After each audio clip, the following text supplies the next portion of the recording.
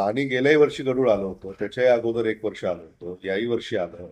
गढूळ पाणी तुम्हाला रोखता कसं आलं नाही? धरणातून येणारं पाणी आहे तो काही कंटिन्युअसली गढूळ येत नाही. ते येताना आता समजा 18 घंट्याचा सप्लाय शहराचा, तेव्हा ढवळून पाणी येतं, ते शेवाळवर येतं. ते पाणी कसं जरी आलं तरी तुमचं ते पाण्याचा रंग आणि शुद्धता त्याच्यावर तुमचा फिल्ट्रेशन प्लांट आहे ना. काय झालंय रोज शक्यतो गढूळ पाणी कसं देतं? 8 दिवसाला केले पाणी 8 दिवसात चालू आहे.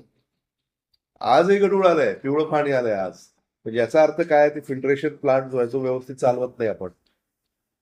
त्याच्यात म्हणूनच वेळ भेटत नाही. हे तुम्ही तुम्ही थांबवलं पाहिजे. गढूळ पाणी देऊन उपयोग काय?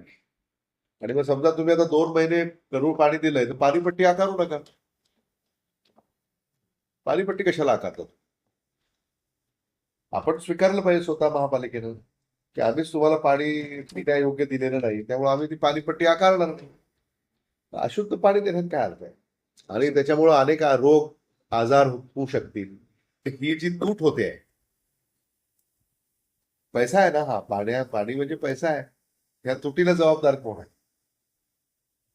हे एवढं दलघमी पाणी जर तुम्ही वाया घालवणार असाल तर कोण रिस्पॉन्सिबल?